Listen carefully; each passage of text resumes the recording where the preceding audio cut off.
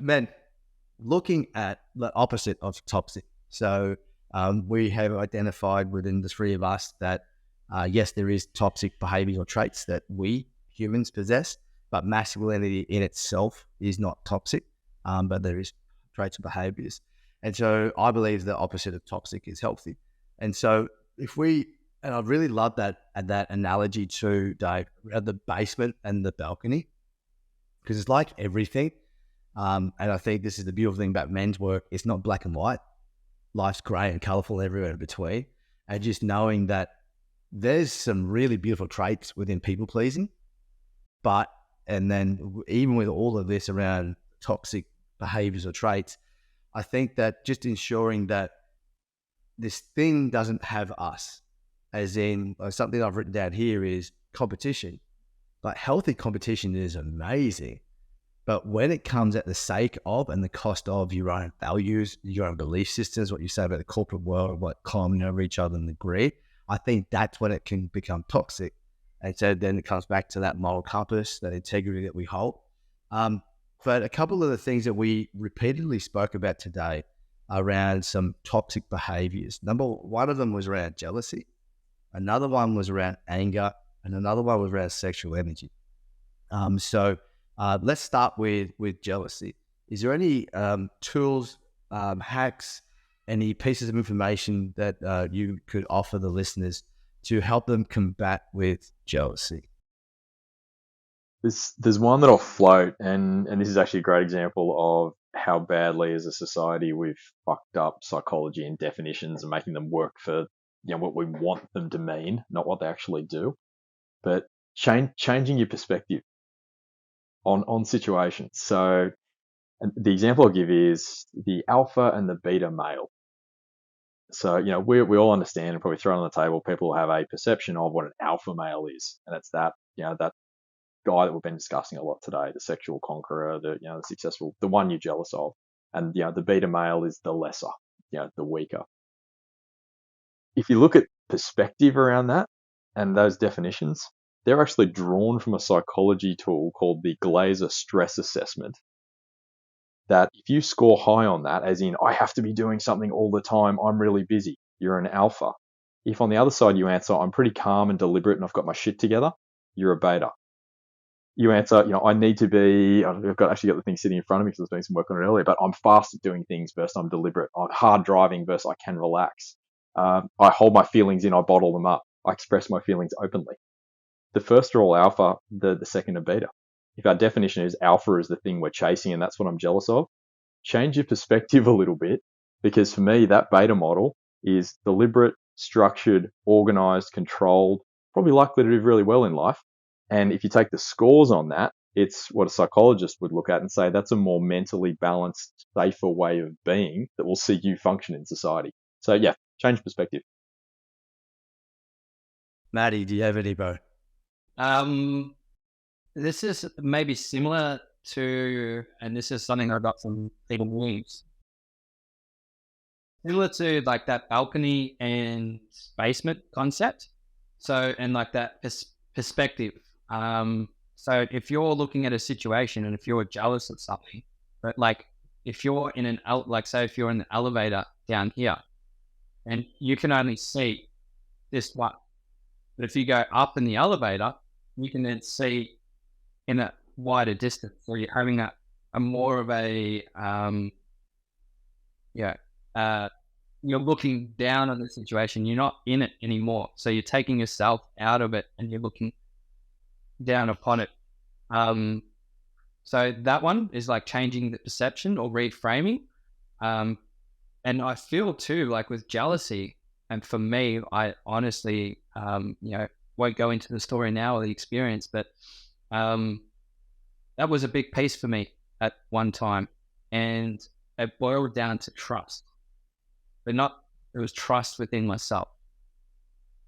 So being able to, like, the tool I would use would be to have a look at your perception and then go into that inner journey. It was like, how much do you trust yourself? So, yeah. Beautiful. The couple of tools I have, because I was a very jealous man, And then this was pertaining to relationships. I was very insecure. And there was this hack that I used. And actually, I just want to retrace it. The very first thing that I did to overcome my jealousy was I needed to own that I was jealous. I actually needed to say, this is fucked and I want change. It was consuming me. So much so that I would troll my partner's Facebook page and like look at her posts. And if there was men commenting, I'd go on their page and compare myself to that. And that whole thing of what we're talking about, respect and acknowledgement, I was just looking at him from a place of he's whole, he's complete, he's got it all together. And then that was validating the story that was running through me that I was less than and not enough. And so something, as number one, I consciously wanted to change it. So I went on that journey. So I hired and seek support and mentors and coaches. Now, I started noticing that I was continually saying, I am jealous when I was talking about myself, which means that I'm stating this to the universe again and again and again, that this is who I am. Now, that's not who I wish to be. So what I got taught was this 3-word hack, and this hack is a linguistic hack that means that is up until now. So if I call myself saying I am jealous or I'm working on my jealousy, I'm a jealous man up until now. So what that did was show the universe, but also myself, that it's not now something that is in the present moment. It is something that I'm working on. I'm looking for new possibilities. And I remember I took about 4 or 5 months in, and there was a day that I said, I used to be a jealous man. And I remember bawling my eyes out. It was the first time in my existence that jealousy was behind me. And so now, what you said, Matty, it was that inner journey I needed to go on, trusting myself, being secure in my own skin, and forgiving all of the shame and guilt that I had done. All these things in my past that has shame and guilt. I still have shame and guilt upon myself. Now, another thing, and this is a bit counterintuitive, and this is the balcony in the basement, jealousy can also be a good thing because it can be an indicator showing you, showing me, showing us of where our work is. So jealousy for me has come up in business. So I'm really secure within myself and my relationship and like another man talking to my wife. And there is a little bit of like knowing that, hey, motherfucker, just like don't go too far. But within business, I've noticed like men's movements, and they might have more men at the retreat than what I have, or they put out a new piece of marketing that is sexier than mine. And so I'll notice that, and that envy come up, and I'm like, that's just meaning like that there's something there that I want that I'm not doing. Cool, go do that. And so jealousy then for me is that also modeling. So long as I can catch it and realize, they're just modeling something that I want. And that's really a really beautiful reframe for us or for myself. So next one is anger. Now, this is a very broad topic, but is there any healthy tools that you know of that men could use pertaining to building a healthy relationship with the emotion of anger? Again, I'll jump in straight away, and it's one that you introduced into our household, and it's the awareness of the breath. It's so important. So I've got 3 girls. My middle one, if she's ever listening to this, is an absolute firecracker, and I love her for it, but she has pushed me to the very edge. Same things that you were talking about with breath sometimes. And it's that, I cannot believe I'm about to throw you across the room, but that's what's going to happen unless this happens. So one of the things I got the opportunity to teach her and work with her on, with actually your guidance, Blase, was a little bit of light breath work. It was just coming back to the breath, changing perspective in the situation. And I find when she's flipping out, we actually do that together, and it settles both of us.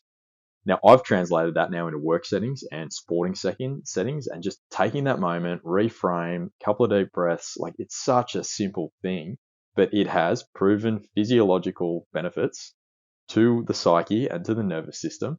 And it's ultimate reframe. And listeners, just got a really big surprise for you. The breath is free. It doesn't cost you anything. There is no upsell. Phoebe, represent Uncle Blase, loves you dearly, like I do all your daughters, bro. And I've definitely got a soft spot for Phoebe, her and I hit it off. And I think you nailed something on the head, bro, around you do it together.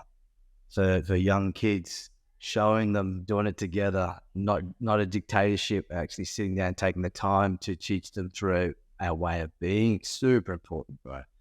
Mr. Chisholm, what was the sex bomb? The sex bomb. What's some tools or processes you learn along your journey that can cultivate a healthy relationship with the emotion of anger? Yeah, well, there's the big one that you told me, Blase, around the primal scream,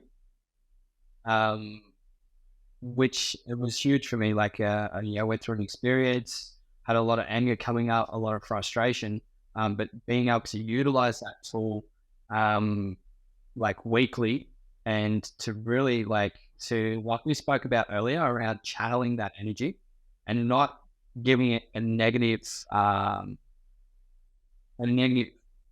connotation or whatever you want to call it, but being able to this is anger. It's on the spectrum of emotions. You're human. You're having a human experience. Like coming back to just really utilizing that tool and going into it, and that has been huge for me. And I think what Dave mentioned as well is like the breath, or I think it came from Preston when you were coach 4 years ago when I did Man Cave. You're my coach at Preston. You called it the catch and release.